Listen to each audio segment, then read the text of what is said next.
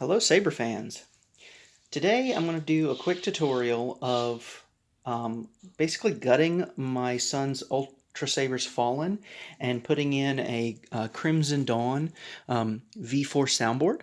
I've already kind of prepped a lot of the materials, and I'm going to go over kind of some of the things that I did to prep those materials, the thought process, and how that went, and hopefully we'll be able to do an assembly and everything will work out well.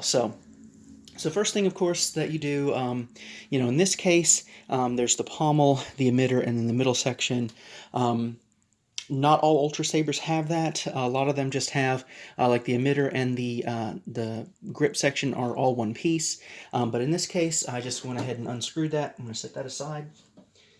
Let's take off the pommel, set that aside, and then of course, what you're going to have then are the electronics.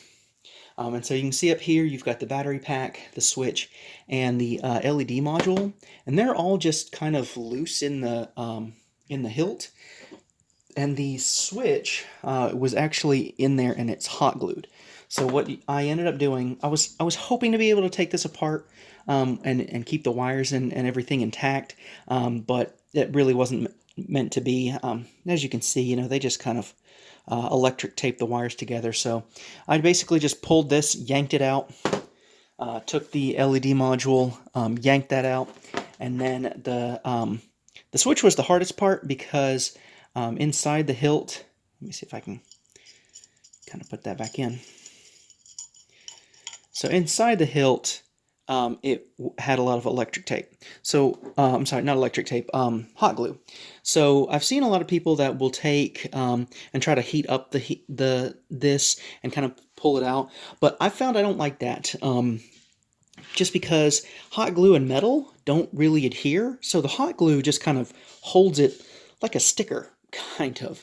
And so what I did is I took this long screwdriver and just kind of jabbed at it and peeled at it. I'm not really worried about the inside of this getting scratched up at all. And so I just jabbed and until the hot glue kind of just peeled off, and then pulled that right out, and then I was done. So once I got the electronics out of the way, we don't need those anymore. So the next thing that was pretty time consuming was prepping this whole section here. So what I did was I had another Crimson Dawn saber that was already intact. Let me get a piece of paper real quick.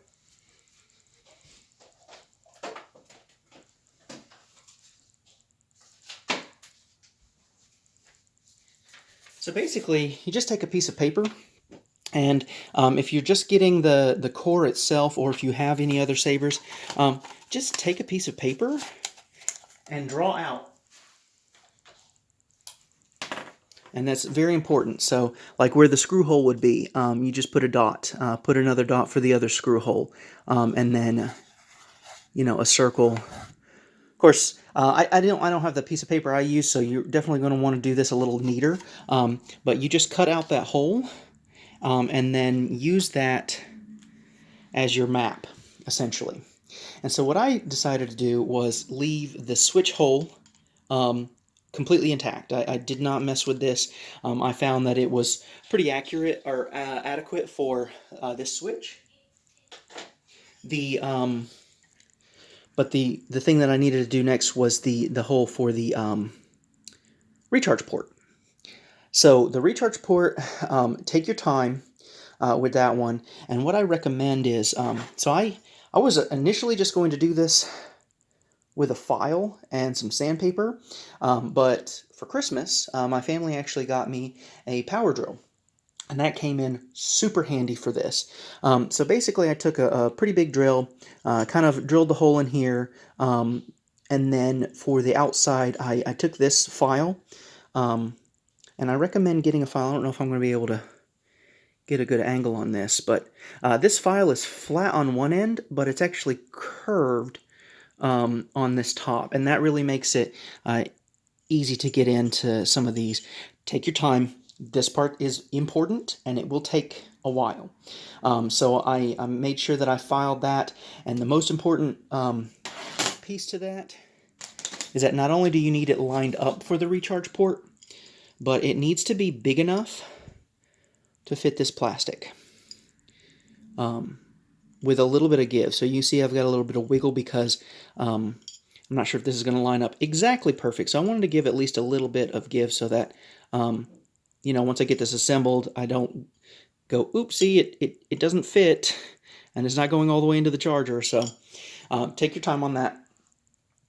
The next thing, once you get that lined up, and I recommend, you know, if you've already got the core, I did a lot of this while I was waiting for this in the mail. This actually just came today. But I would recommend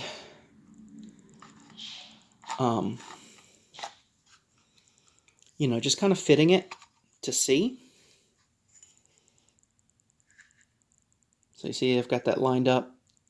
Now we'll get to that a little bit better once I do put this in. But for now, we'll set that aside. So once you get that lined up, then you want to go ahead and drill those holes. I would recommend drilling a hole no bigger than your set screws. So there's a couple of screws in there that we'll use. So once you get that done, the next piece to kind of talk about is the fact that the inner diameter of the Ultrasabers is much bigger than the outer diameter of these hilts. So these hilts are 1 inch, or I'm sorry, these cores are 1 inch. So they're the same size as the blade. The only thing that kind of sticks out is the switch, and only if you've kind of pulled it out with the screws, which I do recommend for this. So with hilts that are made for this, you keep that flush so that you can fit it up into the hilt, and then as you put the screws in, this piece in here just kind of pulls up. But with this, there's obviously it's, you know, it doesn't fit completely perfect. So to address that, I've got a couple ideas. So as you can see, I've put some O-rings here, and that fits pretty well actually going into the hilt. So it actually cushions it really well, but I wanted to get a little bit more assurance. So my next idea was to take PVC pipe. Now this is a 1 inch inner diameter PVC. And my original intention was to have it to where it would just be a fully intact sleeve.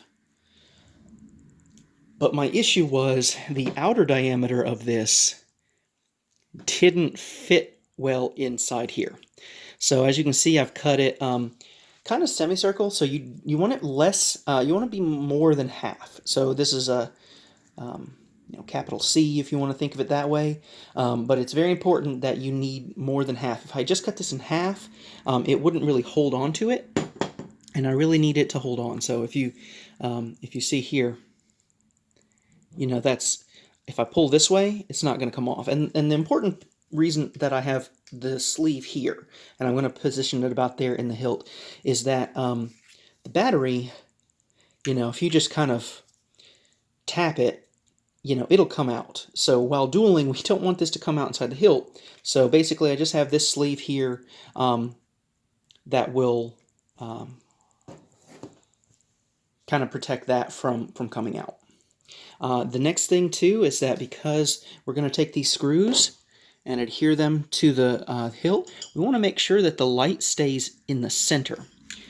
You know, this piece needs to be at the very center of that. If it's up too much to one side, the light won't come out evenly into the blade. So the second piece I've cut a little shorter, and it's going to go right on top here. You know, the blade will sit into there as well, and what that'll do is it creates some hard material right up at the top that will prevent this from going too much up against the side. And I will say this is very important. I took a long time sanding these two pieces, and what I would recommend if you're going to go this route, or you know, there's other things you could do. You might like wrap it with Velcro, but I definitely think you need something hard in there to really prevent, you know, once you're screwing this in place from going too far into the hilt. But sand it, sand it, sand it, and when you think you're done, sand it some more. And then you're going to have to keep kind of fitting it and making sure. And what I've done to kind of go back, because you don't want to put this in and that in and it gets stuck. Then you're done. So what I did was, I put it in, and it takes a little bit of finesse because there's a, I don't know why, but there's a kind of a rough edge there that kind of gets in the way. But now remember, I'm keeping this open part up towards the top on this part because that's where the battery is going to be sitting. There we go. So once you get it in, the important thing is that you push it just past the threads, because you want to make sure that your pommel, when you screw that back in, has those threads. So when I did that, so I got that in, and I could push that in just fine. Since we know the core is the same size as the blade, I just took a random blade, put that through, and if I can get that to push through, ta-da! I know that it's the right size. And you want it to be tight, but not too terribly tight. All right, so that's that. So let's go ahead and put our core in. And what I'm going to do is, again, I've got these O-rings. I've got one here. You want to make sure that you're not covering up that hole or any of this stuff. This one kind of, you have some give where it can go, but so let's go ahead and gently push this in. You want to make sure that you're lining that up. All right, and so now we've got some, you want to make sure that your speaker, there we go, it's going in.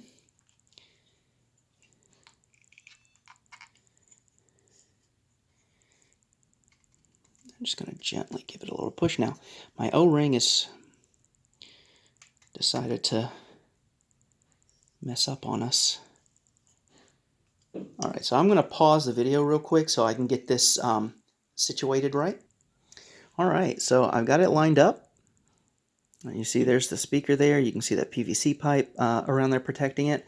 Now what I might want to do is take another one of these O-rings just to go around the base of the speaker. And what you might want to do, and you're going to be very, very careful because you don't want to puncture the speaker.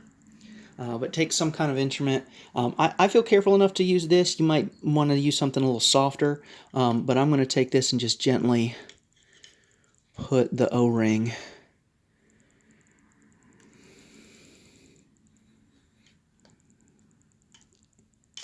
if it'll cooperate. There we go. And then just kind of shove that in there. And again, that just kind of gives some protection and make sure that that's centered.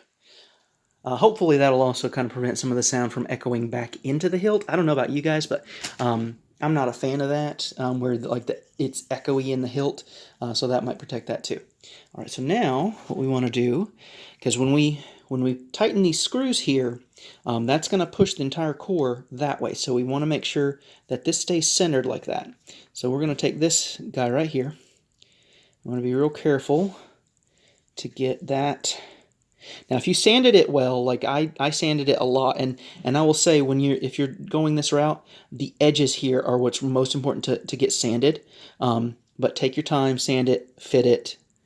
All right, so this is going in nicely, and I want that actually. All right, so we're going to be very careful. I'm going to use that screwdriver just to push this in, because I want to make sure that I have all the threads. So I'm going to pause real quick. All right, so I got that in there, and I've got plenty of room for the emitter to come down. And you'll notice that just because of the size of the core itself, the LED's sitting in there much lower than the other one. But that just means that there's going to be more depth for the blade to go in. So that's a plus. All right, so now we're going to get the screws.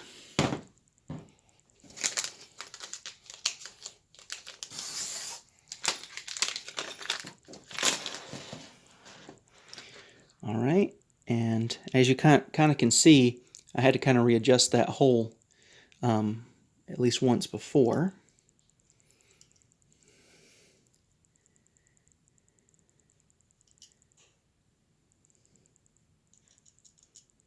I think I'm actually a little low, so I'm going to, you don't want to push on the speaker, you want to push on that plastic. but I need to push it up just a little bit. There we go.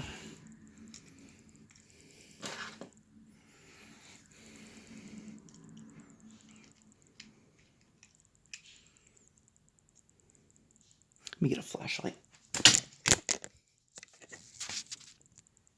Sorry about that. So I went to go get a flashlight so I could make sure that this was lining up, and I accidentally tripped on my tripod. All right, so once you get them started, so I've got one of the sides started. So as you do that, the this entire housing kind of starts to pull up. So you want to make sure that you're doing both sides. So you do a little bit on one side, a little bit on the other. And like I said, because this is so much deeper, I had previously pulled this out, because when this comes out of the box, the switch is all the way down into the plastic. So I had taken these in and lifted the switch just a little bit. All right, so I'm getting some torque on that one, so I think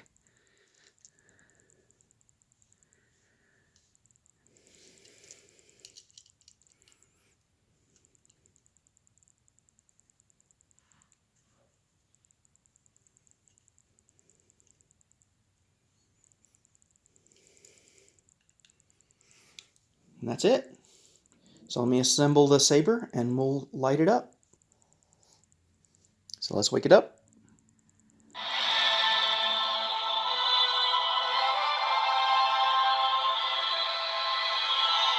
That is beautiful.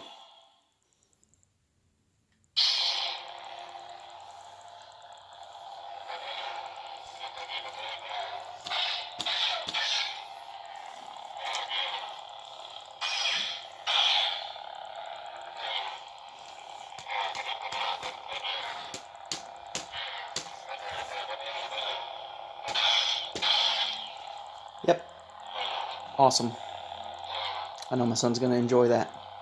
I hope you guys enjoyed that tutorial. I'm not like the best at doing stuff, like, you know, mechanical work. I'm certainly not an electrician. I wouldn't know how to resolder any of those parts that I originally gutted out of this, but because the Crimson Dawn core is kind of a pre-made core, I realized I had all the skills to do that, so I wanted to share with you guys. I hope you enjoy.